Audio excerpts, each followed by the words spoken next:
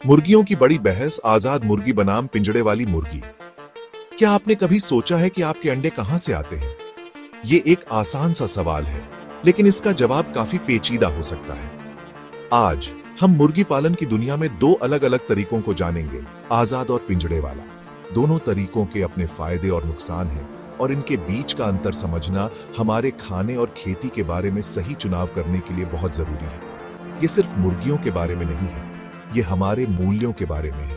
क्या हम हर चीज से ज्यादा एफिशिएंसी और अफोर्डेबिलिटी को इंपॉर्टेंस देते हैं, या हम जानवरों की भलाई और पर्यावरण की सुरक्षा के लिए ज्यादा पैसे देने को तैयार हैं? आज के खाने के प्रोडक्शन के कॉम्प्लेक्स वर्ल्ड में ये सोचने लायक जरूरी बातें हैं।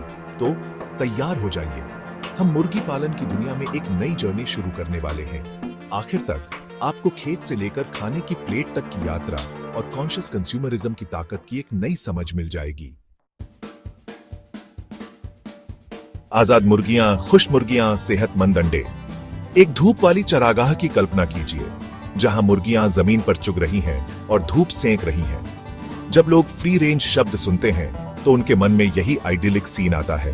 और सच में पालन के इस तरीके में मुर्गियां आजादी से घूम सकती हैं, जमीन खोदना और डस्ट बेथिंग जैसे नेचुरल बिहेवियर्स कर सकती हैं, और ताजी हवा और धूप का आनंद ले सकती हैं। फ्री रेंज फार्मिंग के समर्थक कहते हैं कि इससे मुर्गियां ज्यादा खुश और स्वस्थ रहती हैं। वो स्टडीज की तरफ इशारा करते हैं जो बताते हैं कि फ्री रेंज मुर्गियों में स्ट्रेस लेवल्स कम होते हैं, इम्यून सिस्टम्स मजबूत होते हैं, और केज्ड मुर्गियों के मुकाबले उनकी डाइट ज्यादा डाइवर्स होती है।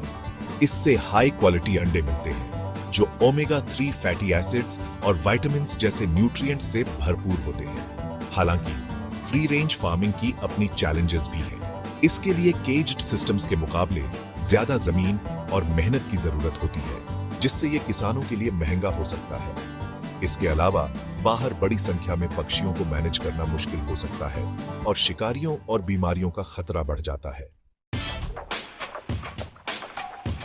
पिंजड़े वाली मुर्गियों की हालत, पिंजरे में बंद होने की हकीकत। फ्री रेंज फार्म्स के खुले मैदानों के उलट पिंजड़े वाली मुर्गियां अपनी जिंदगी बंद जगहों में बिताती हैं, जहां उन्हें बाहर जाने का मौका कम या बिल्कुल नहीं मिलता। बैटरी केजेस, जो पिंजरे का सबसे इंटेंसिव रूप है, छोटे तारों के बने इंक्लोजर्स होते हैं जिनमें कई मुर्गियों को रखा जाता है, और उनके पास हिलने डुलने या पंख फैलाने तक की जगह नहीं होती। हालांकि केज्ड सिस्टम्स बहुत एफिशिएंट होते हैं और टेम्परेचर और बीमारियों जैसे फैक्टर्स पर ज्यादा कंट्रोल देते हैं, लेकिन इनसे एथिकल कंसर्न्स पैदा होते हैं।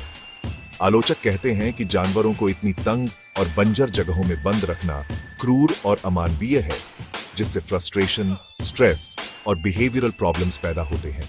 इसके अलावा पिंजड़े वाली मुर्गियों को कुछ बीमारियों और चोटों का खतरा ज्यादा होता है, क्योंकि उनकी मूवमेंट रिस्ट्रिक्टेड होती है और वो दूसरी मुर्गियों के बहुत पास रहती है। इन सिस्टम्स में एंटीबायोटिक्स का यूज भी एक बढ़ती हुई चिंता है, क्योंकि इससे एंटीबायोटिक रेजिस्टेंट बैक्टीरिया बढ़ते हैं।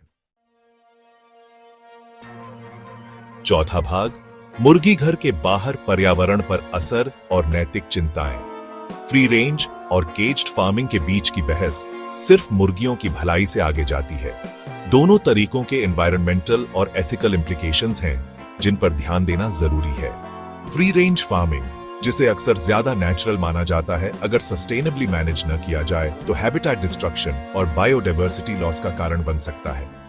दूसरी तरफ केज्ड सिस्टम्स से बहुत सारा कॉन्सेंट्रेटेड वेस्ट निकलता है, जो पानी को प्रदूषित कर सकता है और ग्रीन हाउस गैस इमिशंस को बढ़ा सकता है। इसके अलावा इंटेंसिव पोल्ट्री प्रोडक्शन में फीड की हाई डिमांड ग्लोबल रिसोर्सेज पर दबाव डालती है और डिफॉरेस्टेशन को बढ़ावा देती है। आखिरकार फ्री रेंज और केज्ड फार्मिंग के बीच चुनाव करना एक कॉम्प्लेक्स बात है, जिसका कोई आसान जवाब नहीं है। इसके लिए हमें दोनों तरीकों के फायदे और नुकसान को तौलना होगा और उन वैल्यूज पर विचार करना होगा जो हमारे लिए सबसे ज्यादा इंपॉर्टेंट है। पांचवा भाग, आपकी प्लेट की कीमत, किसानों और उपभोक्ताओं के लिए लागत पर विचार। फूड प्रोडक्शन की इकोनॉमिक रियलिटीज किसानों के मुर्गियां पालने के तरीके के चुनाव में अहम भूमिका निभाती है। फ्री रेंज फार्मिंग, जिसमें ज्यादा जमीन और मेहनत की जरूरत होती है, केज सिस्टम्स के मुकाबले प्रोडक्शन कॉस्ट्स को बढ़ा देती है। ये कॉस्ट्स अक्सर कंज्यूमर्स तक फ्री रेंज अंडे और मांस की ज्यादा कीमतों के रूप में पहुंचते हैं। कुछ कंज्यूमर्स के लिए फ्री रेंज प्रोडक्ट्स के एथिकल और एनवायरमेंटल बेनिफिट्स ज्यादा कीमत से ज्यादा इंपॉर्टेंट होते हैं। वो ज्यादा ह्यूमेन और सस्टेनेबल कंडीशंस में पाली गई मुर्गियों के अंडे और मांस के लिए ज्यादा पैसे देने को तैयार होते हैं। हालांकि दूसरों के लिए अफोर्डेबिलिटी एक बड़ा फैक्टर होता है और केज्ड प्रोडक्ट्स ही उनके बजट में आ सकते हैं। अच्छी बात यह है कि कंज्यूमर डिमांड मार्केट को प्रभावित कर सकती है। जैसे जैसे ज्यादा लोग फ्री रेंज प्रोडक्ट्स खरीदना चूज करते हैं, ये किसानों को इन तरीकों को अपनाने के लिए प्रेरित करता है, जिससे आगे चलकर अवेलेबिलिटी बढ़ सकती है और कीमतें कम हो सकती हैं। छठा भाग, सही चुनाव। अपनी जरूरतों के लिए सबसे अच्छा खेती का तरीका चुनना। तो मुर्गी पालन का कौन सा तरीका बेहतर है? जवाब है, यह डिपेंड करता है। कोई one size fits all solution नहीं है और सबसे अच्छा अप्रोच इंडिविजुअल सर्कमस्टेंसेस, प्रायोरिटीज और वैल्यूज के हिसाब से अलग अलग होगा। अगर आपकी टॉप प्रायोरिटी जानवरों की भलाई है और आप इसके लिए ज्यादा पैसे देने को तैयार हैं, तो फ्री रेंज अंडे और मांस शायद सबसे अच्छा चॉइस है। हालांकि अगर अफोर्डेबिलिटी आपकी मेन कंसर्न है, तो केज्ड प्रोडक्ट्स ज्यादा एक्सेसिबल हो सकते हैं। यह याद रखना जरूरी है कि फ्री रेंज और केज सिस्टम्स दोनों के अंदर एक स्पेक्ट्रम होता है। सभी फ्री रेंज फार्म्स एक जैसे नहीं होते और कुछ केज सिस्टम्स दूसरों के मुकाबले बेहतर लिविंग कंडीशंस ऑफर कर सकते हैं। रिसर्च करना, सवाल पूछना और अपने वैल्यूज के साथ अलाइन करने वाले किसानों को सपोर्ट करना जरूरी है। सातवां भाग, बातचीत में शामिल हो। खेती के भविष्य में आपकी आवाज मायने रखती है। मुर्गी पालन का भविष्य पहले से तय नहीं है। कंज्यूमर्स के तौर पर हमारे पास इंडस्ट्री को अपने चॉइसेस और अपनी वॉइसेस के जरिए इन्फ्लुएंस करने की पावर है।